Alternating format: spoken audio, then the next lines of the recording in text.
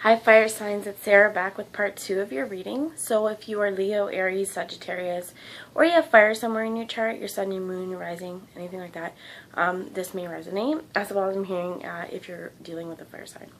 Okay, so normally what I would do is shuffle in front of you and do the whole reading in front of you, but I've tried to do the reading I was guided to and been cut off. So I've kept the cards out and I'm just going to go through with you. And I do apologize for this because I myself like to see it, but it's given me a little bit more time to go through everything, okay? So I'm just going to say, if you haven't already checked out part 1, I invite you to do so. This could also be a separate message for anyone, but take the bits that resonate and kind of disregard the bits that don't, and just know that at the end of the day, it takes you and your active free will and the choices you make and how you implement this guidance, okay, my friends? So, what I got when I pulled the Shaman's Oracle, and this is a John Matthews story, Oracle. It's absolutely beautiful. And what we got is the Hunter of Mysteries. And this is really, they talk about being able to, our ancestors were able to connect with celestial beings, right? God, source, depending on your belief systems. If you believe in, the new earth, I know I do. I believe that we're on an ascension journey and the universe wants us to hold up the sky, raise those vibrations. And I was really being guided to bring back kind of a tribal energy. And I think that this is why. I feel like when our ancestors were on this earth, they didn't have light pollution. They didn't have airplanes. They didn't have anything in the sky other than the sky, the stars, the moon, and we may see it as very primitive, but there was wonderful ancient knowledge there. And if we can tap down into that in our collective consciousness, if we can get into this primitive communal way of realizing that we're all one, okay, is one of the things I'm hearing, and really work together and be the hunter of mysteries. This is actively seeking it. One of the grossest things, and I'm going to share it because it was in the book. I'll read it to you quickly. I don't want to do too much because I want to, okay, I opened it up. Okay, so where is it? It says, mysteries are the hidden inner side of life. To our ancestors, they were the great mysteries, the rituals and ceremonies by which they communed with celestial beings. So too for us, we were able to deepen our awareness of the world around us by plumbing the mystery of life itself. Okay. What they mean by plumbing there, it's actually plumbing, like the toilet, taking the toilet plunger. Or let's be a little nicer with the sink, okay? Like when we plunge our sink because there's blockages in the draining and in the processing and in the anything blocking, okay, let's think in our body, the transmutation of energy. When you plunge it, let's say hairball comes up. Blah. Right? Really gross, but as you're actively pushing down, you want to get that unclogged, okay? Sounds really gross, but when they're talking about plunging into spiritual mysteries, this is also within ourselves on our ascension journeys, and we need to really let go of any of those gross blockages, and I think that's why I'm being shown, again, the hairball, because it is so gross. It's like I hate dealing with it, right? It's one of those things that happens. Rather than keeping it bogged down, right? Don't be the cat walking around trying to go, eh, eh. Sorry guys, again, I'm vulgar, maybe a little primitive. Maybe I'm getting too in touch with my primitive nature. But depending on how you see this, they did talk about celestial beings. And I may be on the UFO camp, but there's nothing to me that suggests that, energy is visible, okay, that's where I'm going to leave it there, but energy is visible, and if you do look to our skies, and if you do pay attention, there is truth out there, and for any of you who have been looking into the truth, okay, sometimes you don't like what you see to get there, but you have to get there to get rid of the blocks, okay, to get the enlightenment is what I'm hearing. So I also pulled a romance angel card because love life was one of the past life issues.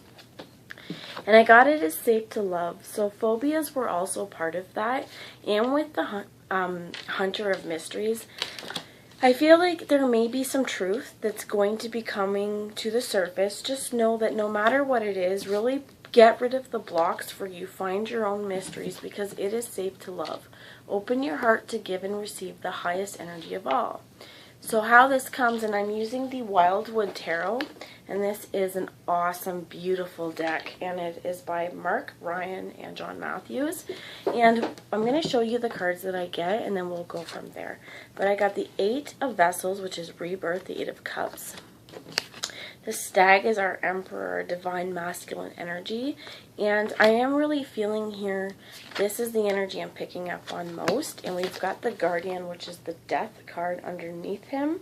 Okay, I'm actually going to just check to make sure that's Death. It might even be Judgment number 15. The Guardian. No, he is the Death because he's, the Guardian stands at Samhain on November 1st, right? The Day of the Dead. So this stag, whoever this male energy is, and take what resonates, but we all hold within ourselves, you know, a yin and yang and a balance within ourselves. So I feel like, I'll get to this, okay, but I feel like this stag is really having to walk away from any blocks to seeing themselves as lovable, to seeing love as safe, to feeling oneness within themselves, because what I also got was the Three of Stones, and this is the Three of Pentacles, and it was in the reverse with the Three of Fulfillment, so the Three of Wands.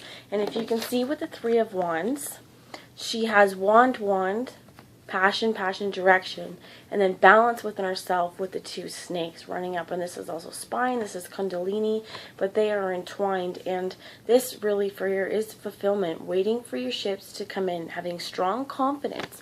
And this is the stag as well. He is the emperor. He's the king of the forest.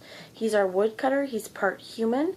He has that animalistic, beastly instincts, but, you know, the intelligence and the firm of, you know, the emperor energy.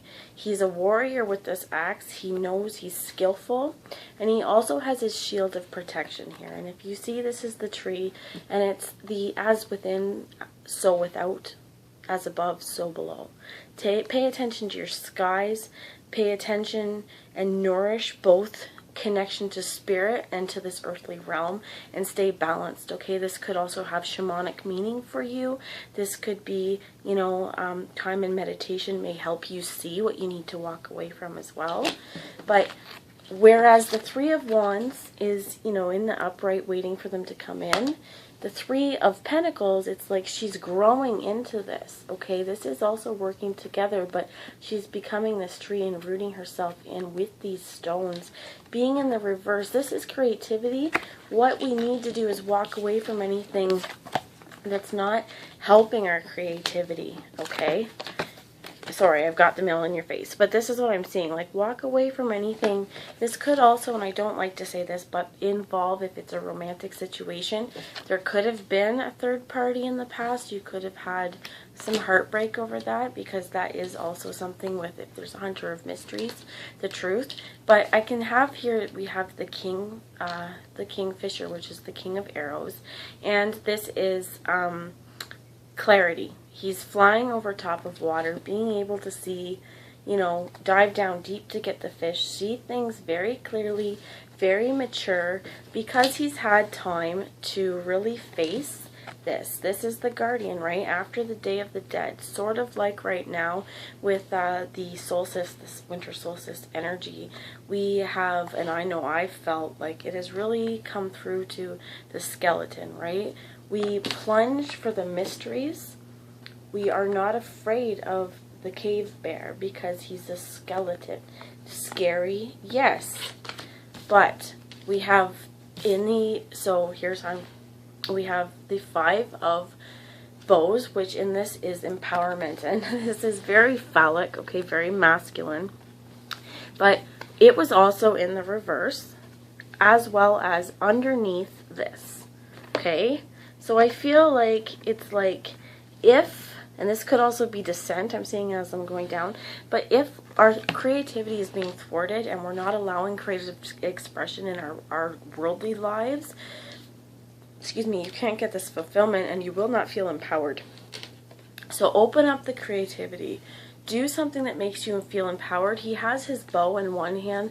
He's got his club or whatever this is. He is definitely phallic and erect, but he is full of spunk.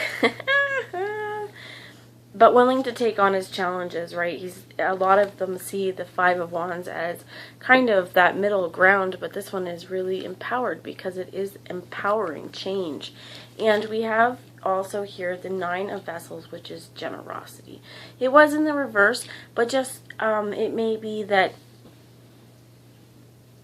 somebody's fulfillment is here, but they don't want to spread it, or maybe there's a reason why there's a wait, and maybe I'll look into that, okay? But the bottom of the deck is this Two of Vessels, which is the Two of Cups, and guys, it is beautiful, okay? They are entwined, and this is a comet, okay, coming in with open love, open-hearted love, and the two chalices here, and this reminds me of Christ consciousness, but this is also keeping in touch with our animalistic nature and, you know, our connectedness to everything in the world, and there is a huge light behind them, illuminating the forest, and if you can see all of the colors here, I'm also being guided to say that, I mean, check out the skies. I feel like energy is becoming more and more visible, and some of the things that would stop our creativity, some of the things that would make us, would be blockages to moving on or blockages to working together as well, because once we can learn to work together, that's going to be really empowering as well. This is, don't hold it all to yourself, and what I am hearing is let those old ways, those competition ways die. Really see things for what they are through